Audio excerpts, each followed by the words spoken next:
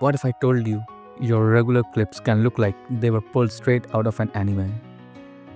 Welcome to this tutorial, guys, where I will show you how to give your footage that iconic anime look.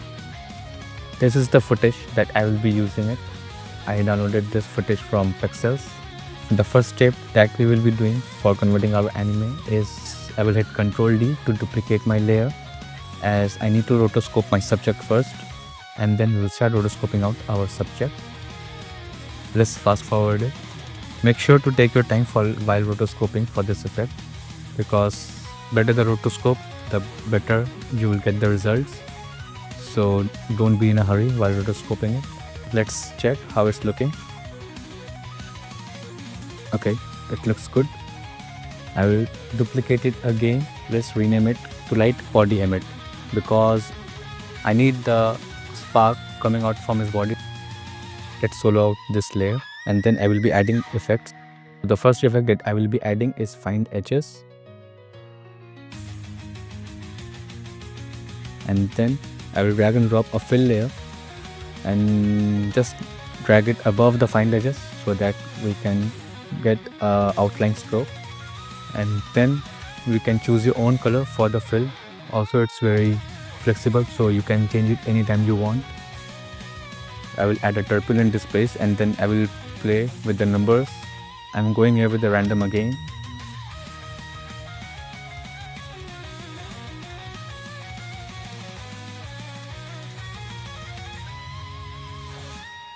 I think it looks good, but we can make it more better. I will go with amount 90 and the size with around 70 to 80.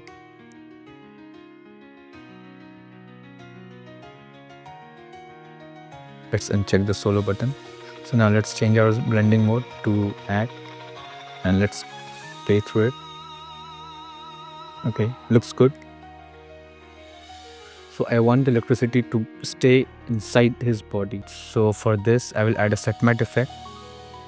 I will change my track matte to rotoscope layer. Since we already have done rotoscope, so set matte will tell the effects to keep it under this layer. So now you can see our electricity, our whatever you can call lightning effect, is emitting inside our body now. Now since it's a plain background, I will be adding a solid composite effect, and then I will change its color to black. Now I will add a glow effect, and then I will play with the radius and the threshold and the intensity of it.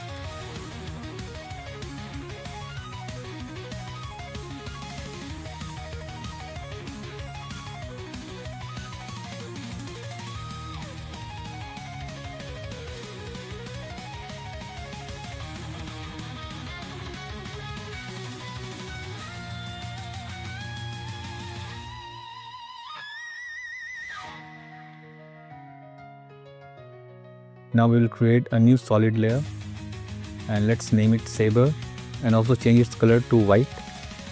For now I will uncheck it.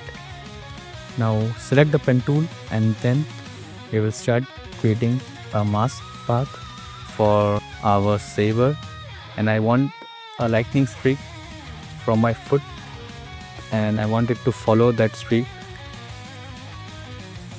Okay, I am fast forwarding it. I had already done it, so I will just show you. Add a saber effect, and then under the customize core, let's change it to layer mask so that it will follow the path that we created right now. And in the render option, I will change it to transparent, and then I will change the preset of our saber. I will choose hardcore, and I will be going with the yellow color for this. You can go with any color you want it right now. As you can see, now our saber is tracked to our path which we created just now. So let's animate it now. Also, I will decrease the start size because I wanted to give it a smooth look.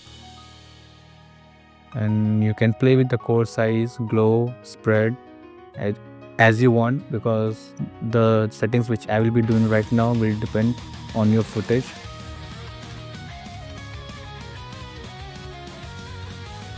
Also, one thing that you need to do is you will have to keyframe the start offset.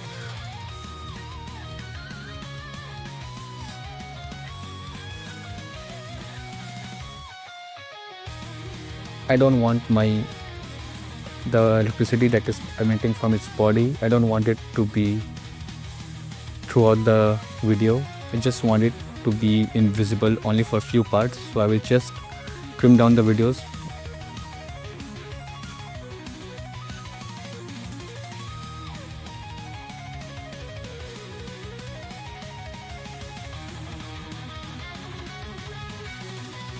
Now again I will duplicate from when he is doing the jump, and in this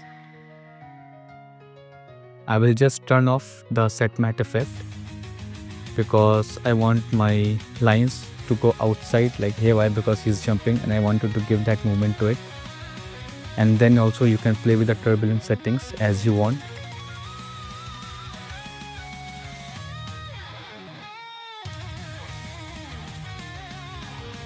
And then under fill you can change the color. I'm going with light blue.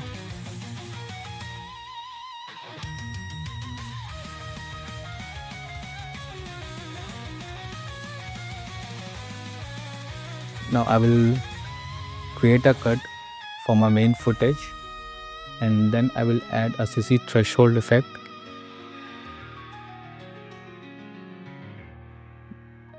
And I will animate a blend original.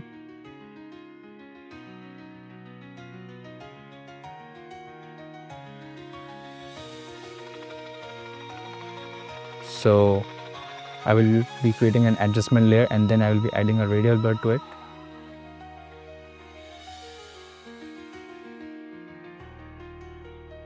And then I will animate the amount from 0 to, let's say I will keep it till 15.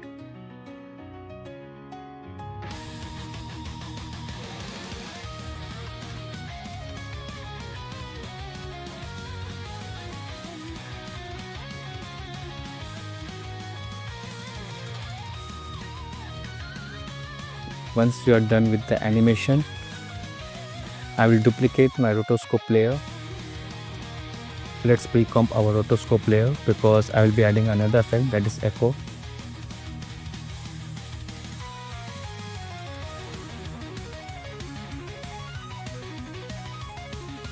And then let's change our number of echoes to 5 to 7. And then we will change the properties of starting intensity and decay. Also, after you're done with the echo, let's just duplicate our rotoscope echo layer again, and then for the top layer I will turn off our echo effect. So to remove the harshness I will add a Gaussian blur, and let's keep its intensity around 10 to 15. So the last effect that we will be adding is, I have an overlay of a thunderstorm. So I will just drag and drop it into my timeline, like below the rotoscope layer. And then I will change its blending mode to add. Okay, so our effect is ready, but the intro is still boring, right? I want to animate the starting intro of my character. So for this I will duplicate my main subject, and then I just need the first frame of it because I wanted to animate it. And then I will copy the roto brush tool, and then I will just paste it on it, and then I will unfreeze the rotoscope, and under the roto brush settings I will change it to invert foreground so that I can get a plain background in which I will be adding a content aware fill. But before doing content aware fill, I will just pre-compose it, and then under content aware fill I will go to surface and generate a fill layer. Okay, I have got my fill layer here.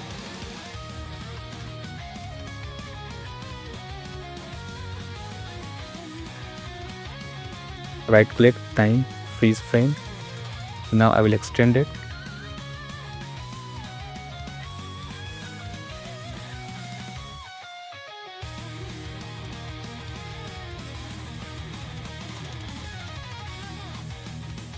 Here already I have a plain background, and then I have a subject.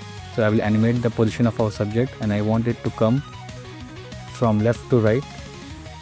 So let's animate it, and let's enable our motion blur. Thank you so much for watching this tutorial guys and supporting me. I hope you enjoyed this tutorial and learned something new.